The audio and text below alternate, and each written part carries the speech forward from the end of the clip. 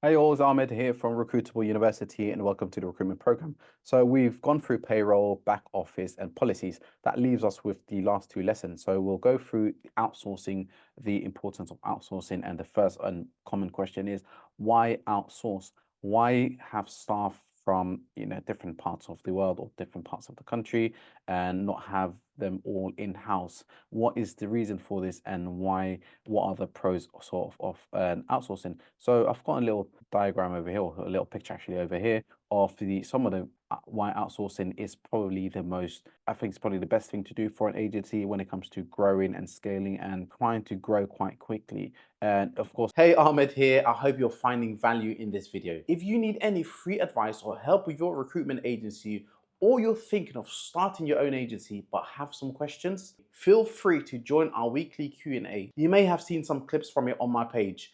I'll post a link in my Telegram community, which is completely free to join. I don't even need your email or phone number, and I'll personally be there to answer any of your questions. The link is down below for those of you who are interested. Now let's get back to the video. First, one of them being cost effective. So when you outsource, you have the option of where to outsource, from what country, what part of the world, and it just gives you the flexibility as well. So another thing for or the importance of outsourcing, or the benefits actually of outsourcing, is the operational boost, so the efficiency. I've noticed personally when I outsource candidates, so when I actually outsource my staff, so when I say staff, I outsource admin staff, I will outsource the calling staff, so even the recruitment staff, I'll outsource the payroll staff, I'll outsource the back end. I've even got a personal assistant, my PA, I outsource, and who takes care of all the tasks that needs to be done for the day. And so the in-house team is it's a small number compared to the outsourced team. And the efficiency of work is I see a huge difference.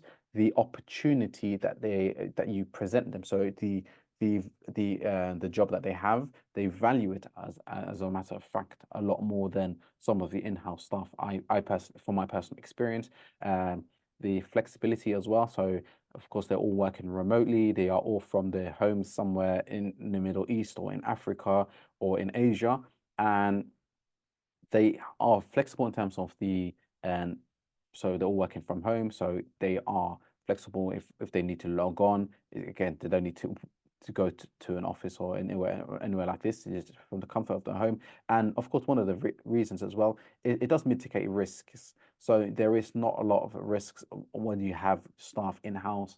Of course, you've got the employees NI, you've got the taxes, and you've got the actual physical heads in the office, you've got the insurances, etc. So when you have a virtual team, it doesn't mitigate those risks. But so there's many reasons, and there's many pros, I would say. There's many pros of outsourcing, and of course, the main one being the cost. So with the cost being a lot lower than having an in-house team, you are able to expand a lot quicker. So you're able to hire more, therefore grow quicker.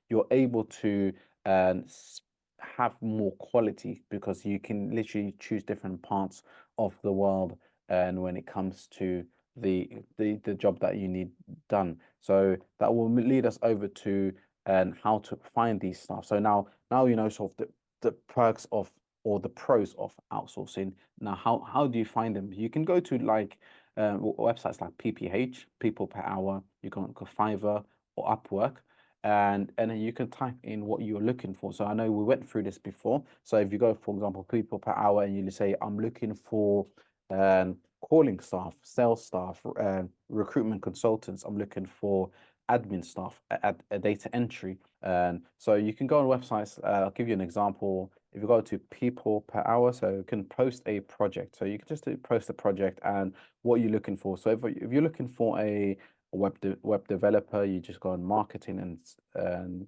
branding and sales. You can no, it'll probably be over social media. No, so let's say we're looking for sales. Yeah, this is what we're looking for. So you look for a recruitment consultant, and you just type in, I am recruitment. Oops, should be able to spell recruitment. recruitment consultant needed for a uh, agency. And you can type in, I am looking for a recruitment. So you can just type in what you're looking for. I'm looking for a recruitment consultant to join our team, must have good English and good telephone manner. If you're available for any vacancies, if you're available for any work, feel free to get in contact with me. So then you'll get a lot of applicants and you'll get email notification saying there's loads of applicants. So this is people per hour. You've got Fiverr, Upwork. Referrals are very important as well. So I will say to you, the best probably thing is referrals. So this is exactly how I built a remote team. So I initially started going on people per hour. I found a recruiter and she was quite good. So she joined the team, and when she joined the team, I asked her if she knows any of her friends, colleagues. So what she did was she went on LinkedIn, in of course or pull up all the people living in her location. So and it was in the Middle East. So then she managed to get a lot of applicants in the Middle East applying for work, and a lot of them were actually good. And that way, I just sort of expanded and grew and had more staff working in those areas. So referrals is good, and the best way to get referrals is once you have your first person that you found from Fiverr or Upwork or People Per Hour. I would recommend that you try to work with your staff that are working for you to see if they got any friends, colleagues, and previous colleagues, sorry, or friends, or anyone else that they know that they can recommend, and try to grow from there. So that is the best way pretty much to outsource a team.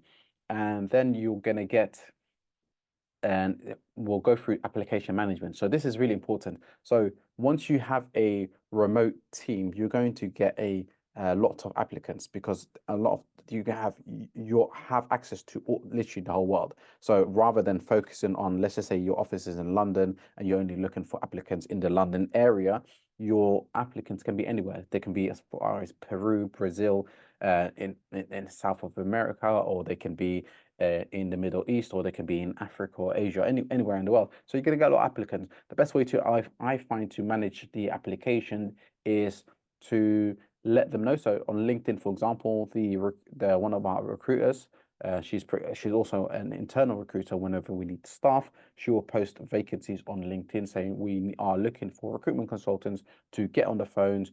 We're looking for good energy, bubbly, people who have good English, uh, who are energetic and who are looking for work. And these are the hours that we're looking for: Monday to Friday, 9 to 6. We are closed on the weekends and public bank holidays. So then we get a lot of applications on a daily basis. Sometimes I get I can get anything between sort of 10 to about 15 to 20 applicants, and that could be from any part of the world. And I would what they do is we have a contact WhatsApp. So we've got a WhatsApp phone where all the applicants will go through that phone and they will send their voice notes. So we don't really take applicants by looking at their CVs, and it's just from experience, applicants I get more of a feel of the candidate and more of an understanding of the candidate and more of a connection by hearing them and seeing what they sound like. That also gives me an opportunity to see what their English is like, to also to see what the energy levels are like, and to see if they sound like they are a good fit for the vacancy. And if they do sound good, then we'll take them to the next stage and we will interview them, have a short screening. But we don't generally accept applications just by sending CVs, because CVs, again, it doesn't show me your level of English. It doesn't show me your energy levels. It just shows me, of course, academically what you've done, and on paper how you are. So applicants, best way we manage applicants is just getting voice notes of the applicants, and anyone that does sound good, they've put in the energy. Because if they send you a voice note and they've put zero energy into that voice note, they've put no effort into that voice note, then it kind of shows you what type of effort they will put into the work once they start with you. So wouldn't entertain anyone who doesn't bother and putting energy into the application. And so just get the applications via WhatsApp is the best method that actually works for us. And how to find the right staff, it's quite key as well. So when I mean how to find the right staff, it's you want to focus on different, so there's different levels of work that needs to be done, and there's different caliber of staff that you should hire for those roles. So you don't want to over hire an overqualified uh, a person to do admin tasks, because that is just one, you're going to spend a lot because their expectation is going to be a little bit more than the average because they're quite qualified, and also it's going to be a lot more costlier for you. So you're not really saving, and it's not becoming the most cost-effective way of recruiting. So you want to make sure that you find the right staff for the right positions. And what I mean by that is, if the task is not a, you don't need a high caliber staff, it does they don't need to be really highly skilled, then do not um, place in that position someone who's overqualified. So when it comes to data entry, I have staff members who their English is not the greatest, and is their English doesn't need to be great. It can be great enough for me to communicate with you, to give you the task that is needed, or one of the line managers or one of the recruitment managers to communicate with you to give you the task that is needed. That is the level of English that is required for a data entry. Of course, they need to be able to read English because they are going to be copying, pasting from websites where it's written in English.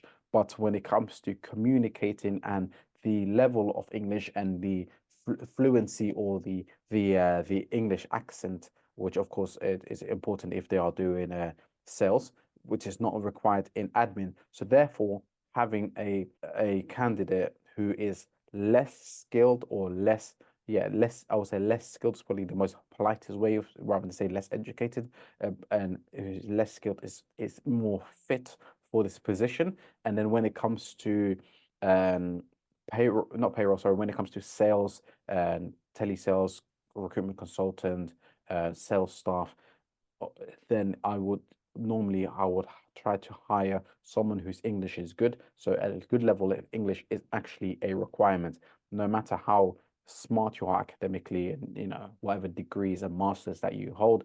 If your level of English is poor, then you wouldn't be fit for the role. So it's important that you look at whatever vacancies that you have, and that you try to fit in the right caliber of staff for those vacancies. That way you are actually saving yourself a huge amount of cost, and you are recruiting cost effectively and efficiently. And when it comes to payroll as well, it depends on what type of are they front house, are they back end. So if they're front house, where they are speaking to your clients on the phone with queries, clients say to you, I sent over a remittance, can you double check, or can you allocate this payment, or can you reconcile a payment? So if that's what they are doing, then you ideally want someone who has a good level of English, where they can understand and speak to your clients and your customers appropriately, but and also can carry out the task that is needed. And again, if they're back end, where they're just sending out timesheets, they're sending out remittances, so they're mainly doing most of the task